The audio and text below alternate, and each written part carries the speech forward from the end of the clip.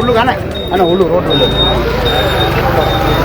உள்ளுவாங்க உள்ளுவாங்க ரோட்டில் கையோட நம்ம கையே போகிறோம்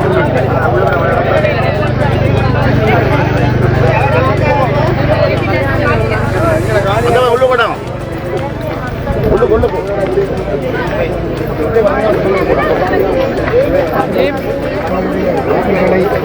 விடுவித்து படையினர் அகன்று தங்களுடைய காணிகளை தங்களிடம் ஒப்படைக்க வேண்டும் என வலியுறுத்தி ஒரு அமைதி வழியிலான கவனஈர்ப்பு போராட்டத்தில் ஈடுபட்டுக் கொண்டிருக்கிறார்கள்.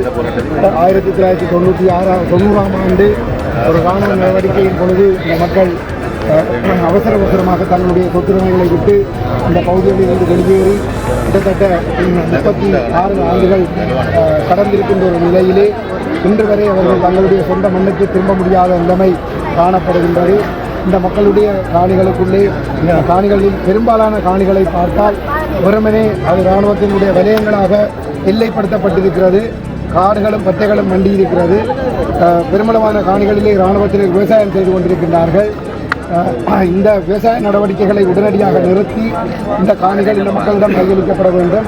இங்கே 3 பேருக்கு சொந்தமான காணியிலே ஒரு இராணுவ வைத்தியசாலை சட்டவிரோதமாக கட்டப்படுகிறது. அதுவும் 2013ஆம் ஆண்டு வெளியிடப்பட்ட வட்டமானியிலே அவர்களுடைய அந்த காணிகளோ அந்த கிராம சேவையாளர் பிரிவுகளோ அந்த வட்டமானியிலே உள்ளடக்கப்பட்டிருக்கவில்லை. அவ்வாறு சுயரிப்பு தொடர்பான எந்தவிதமான வட்டமானி அறிவித்தல்களும் இல்லாமல் அந்த காணிகளிலே இராணுவ வைத்தியசாலை கட்டப்படுவது என்பது முழுமையாக ஒரு சட்டவிரோதமான ஒரு செயல்பாடு. கடந்த காலங்களிலே கடந்த அரசாங்கங்கள் எண்ண விரோதமாக சட்டவிரோதமாக இனவாதமாக செயல்பட்டிருப்பதாக இந்த அரசாங்கம் பதவிக்கு வருகின்ற பொழுது கூறியிருந்தார்கள். ஆனால் இவர்கள் பதவிக்கு வந்த பிற்பாடு இப்பொழுது இந்த இராணுவ வைத்தியசாலை குறைந்தது ஒரு 3 மாதங்களுக்குள் தான் அது கட்டப்படுகின்ற செயல்பாடு தீவிரமடைந்திருக்கின்றது.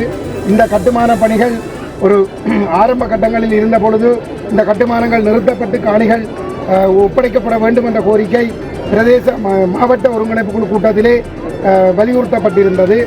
ஆனாலும் கூட அந்த கருத்துக்களை கருத்தில் கொள்ளாமல் தொடர்ச்சியாக இராணுவம் அந்த கட்டுமான பணிகளிலே இந்த ஆட்சியின் பொழுது ஈடுபட்டு கொண்டிருப்பது என்பது மக்களுக்கு மிகவும் பெரிய ஒரு ஏமாற்றமாக இருக்கிறது. இந்த சில பேர் சொல்லுகிறார்கள் அந்த இராணுவ வைத்தியசாலை 2015 கட்டி முடிக்கப்பட்டு விட்டது என்று சொல்லி. அது முழுக்க பொய்யான ஒரு விடயம்.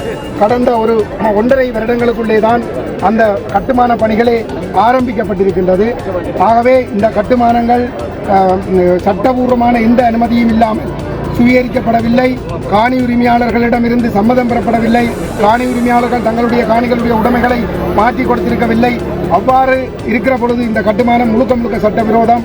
அது உடனடியாக நிறுத்தப்பட்ட அந்த சட்டவிரோத கட்டுமானம் அகற்றப்பட்டு அந்த மக்களிடம் அந்த காணிகள் கையளிக்கப்பட வேண்டும். அந்த இராணுவ வைத்தியசாலை கட்டிடம் அகற்றப்பட்டு அந்த காணிகள் மக்களிடம் கையளிக்கப்பட வேண்டும்.